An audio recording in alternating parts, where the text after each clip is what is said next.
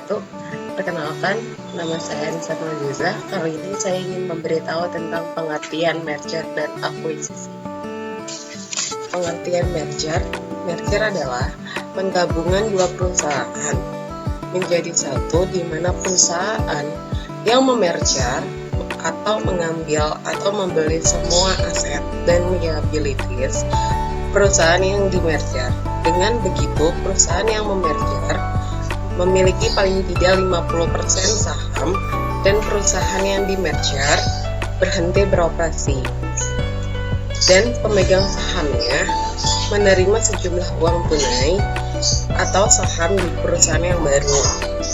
Kalau definisi merger yang lain yaitu penyerapan dari suatu perusahaan oleh perusahaan yang lain. Dalam hal ini, perusahaan yang membeli akan melanjutkan nama dan identitasnya.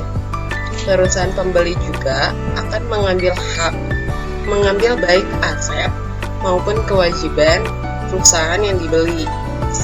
Setelah merger, perusahaan yang dibeli akan kehilangan atau berhenti beroperasi. Lalu yang selanjutnya ada akuisisi, adalah mengambil alih atau take over sebuah perusahaan dengan membeli saham atau aset perusahaan tersebut. Perusahaan yang dibeli tetap ada. Lalu merger itu kalau dalam istilah bahasa sering disebut dengan penggabungan perusahaan. Kalau akuisisi dalam bahasa Indonesia, istilah akuisisi itu disebut dengan istilah pengambil alihan perusahaan. Lalu yang selanjutnya adalah model-model merger dan akuisisi. Yang pertama ada model merger. Ada yang pertama ada horizontal merger yang terjadi ketika dua atau lebih perusahaan yang bergerak di bidang industri yang sama bergabung dengan pertujuan memperluas daerah pemasaran, memperbanyak saluran distribusi, memperbanyak produksi dan metode penjualan. Contohnya kayak Trans7 dan Trans TV itu bergabung jadi satu. Terus yang kedua ada vertikal merger, terjadi suatu perusahaan mengakuisisi perusahaan supplier atau customernya yang bertujuan memperluas daerah pemasaran, memperbanyak saluran distribusi, memperbanyak produksi dan metode penjualan. Contohnya PT UHT memproduksi susu dalam bentuk kalengan serta cair.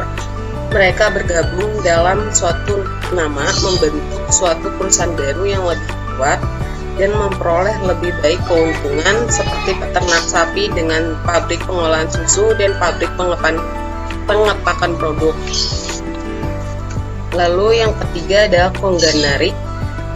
Merger terjadi ketika perusahaan dalam industri yang sama tetapi tidak dalam garis bisnis yang sama dengan supplier atau customernya. Keuntungan perusahaan dapat menggunakan penjualan dan distribusi yang sama. Yang selanjutnya ada konglomerat. Merger terjadi perusahaan yang tidak berhubungan bisnis melakukan merger. Konglomerasi tidak hanya penggabungan yang bersifat horizontal saja ataupun vertikal saja, melainkan keduanya, sehingga penggabungan menjadi sebuah perusahaan yang kuat. Keuntungannya adalah dapat mengurangi resiko. Contohnya perusahaan Bakri yang bergerak dalam bidang telekomunikasi dengan merek dagang Asia. Kemudian dalam perkembangannya yakni perusahaan KTM dalam bidang kuliner, mereka menyediakan Holland Bakery dalam industri pertelevisian dengan nama TV One. Lalu yang kedua ada model akuisisi. Yang pertama ada akuisisi horizontal, adalah akuisisi di antara suatu perusahaan atau seseorang dengan satu atau lebih perusahaan lain, di mana kedua perusahaan tersebut mempunyai dua bidang bisnis yang sama. Lalu yang kedua ada akuisisi vertikal, adalah akuisisi di antara suatu perusahaan atau seseorang dengan satu atau lebih perusahaan lain di mana antara dua perusahaan tersebut masih dalam satu rantai produksi. Lalu yang ketiga ada akuisisi konglomerik, adalah akuisisi di antara suatu perusahaan atau seseorang dengan satu atau lebih perusahaan lain di mana kedua perusahaan tersebut saling berhubungan tetapi bukan terhadap produk yang sama. Lalu yang terakhir ada akuisisi konglomerat, adalah akuisisi di antara dua atau lebih perusahaan yang bisnisnya sama sekali tidak terkait. Demikian penjelasan dari aku. Sangat mohon maaf. Wassalamualaikum warahmatullahi wabarakatuh. Halo semua, perkenalkan nama saya Nala Sheila. Di sini saya akan menjelaskan dasar hukum merger dan akuisisi. Dasar hukum merger dan akuisisi yang pertama adalah Peraturan Nomor 40 Tahun 2007 tentang Perseroan Terbatas atau UU PT.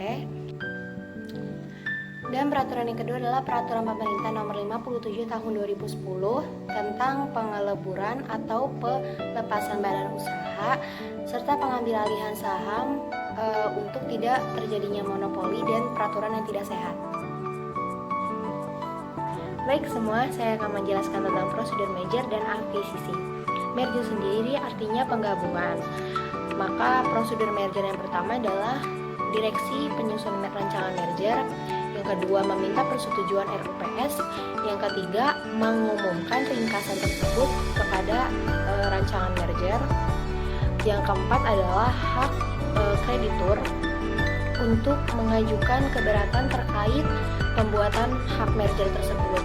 Yang kelima, membuat akta merger dari notaris. Yang keenam, kewajiban direksi mengumumkan merger tersebut di surat kabar. Oke, yang terakhir adalah kewajiban memberitahu kepada Komisi Persaingan Usaha. Oke, lanjut ke prosedur akuisisi sendiri.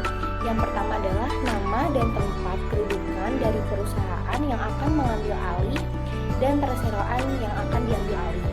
Yang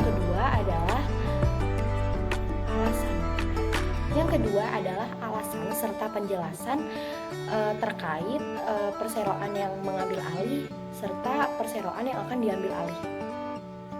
Baik semua, semoga penjelasan dari Anissa Nur Aziza dan saya sendiri, Nawal Sheila, semoga bermanfaat buat kalian. Wassalamualaikum warahmatullahi wabarakatuh.